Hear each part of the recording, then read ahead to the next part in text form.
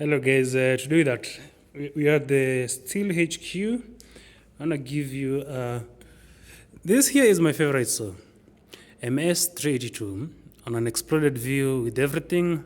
On the left here is this here is the PTO crankcase, half of the crankcase. This is the tank housing. No, this is the PTO. This here is the fan side with the flippy caps on the oil. Bigger bearing 6203 with the seal that goes into the bearing itself rather than the case itself. We have a crankcase which is 34 millimeters of stroke because the saw is 52 millimeters bow, 34 millimeters stroke. Therefore, this is for 34 millimeters stroke. Cylinder. We're gonna look through on the underside. It's a closed port cylinder. Yep, it's a closed port cylinder. Much better than the earlier edition that was released in the earlier years. A lot has been updated. This here is your flange. It goes to your crankcase. This here is to redirect your flow and to work the high velocity of the saw and try and this is a scavenging effect on the saw. Your intake manifold. However, a little bit constricted right here.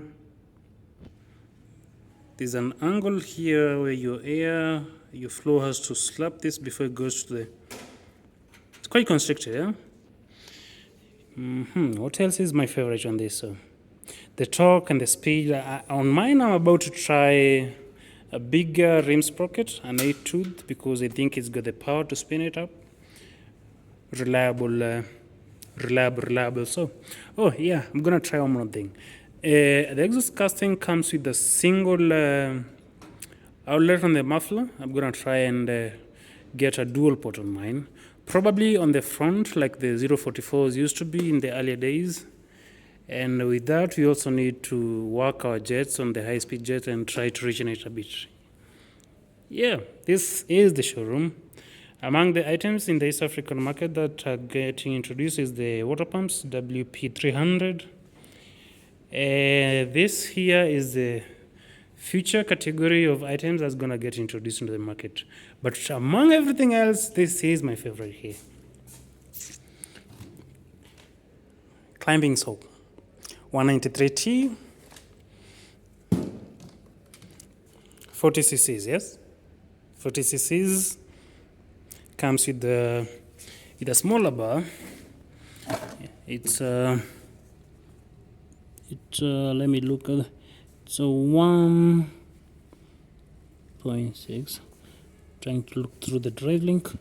Oh, it's a 1.3 gauge and a 1.6. It's a low profile chain, yeah. Low profile chain with a single nut, which is not captive. Not so much restriction on the muffler. And outboard. Yeah, the clutch is outbound as well. Yep. This here is George.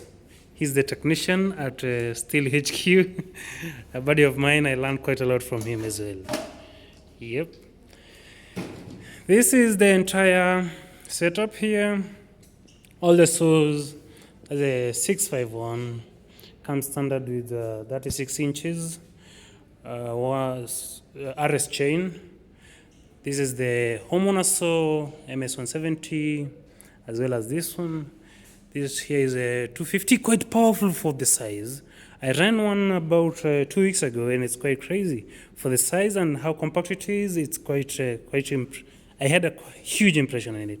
My favorite saw, 382, and this here is the big boy, the 780, 121 cc's, huge. This here is the 461, only in a different trim. It's a concrete saw. It's just like the MS 461 that used to be in the market, but we did not receive this in the eastern region of the Africa. We received this in the trim of a concrete cutter. Is under the category of construction as the shelf shows. That there is the TS 420 running is the same family as the 500Is. And that's the TS800, much bigger than this. It runs a bigger disc as compared to the 420. You have to couple this with the suppressant. This is your liquid suppressant. You have to pump this and pressurize this before you run your equipment. Therefore, you have to trap here for an on and off for the fluid. Apparel, here the chaps, protection, you need plenty of this, especially when you're running a saw. And yeah, and here the helmets. It comes with the visor because of the sawdust and the mouths, as well as head protection. Gloves as well. Quite a lot to see here, yeah? Oh yeah, there's a goodie that has been introduced in the East African market. See that on the left-hand side? That there is a coconut harvester. And anything that's above, maybe pawpaws, coconuts. But these, however, the rest of the two is HT75, which we had in the market before. This will be on the left. There is the WP230, bigger water pump, 600. But this, however, is not my favorite section. This, however, is. I love working on this. This is the most simplistic engine that there is in the market. And the oils, maybe I should give you a shot of this. Right now, I'm having a test. The previous video that I released, I'm having a test of the oil, the HP Super, against the HP Red Oil, because I believe that the HP Super is rated by JASO certification as a FD, and this is FB. The next video that will come later on, after we've done the conclusive study between the HP and the HP Super, is between HP Super and the Ultra. And we get to see how much of a cleaning and how much of effectiveness we get from the HP Ultra or maybe Super as compared to the other, because this is bio oil, as it says on the specs. Yeah.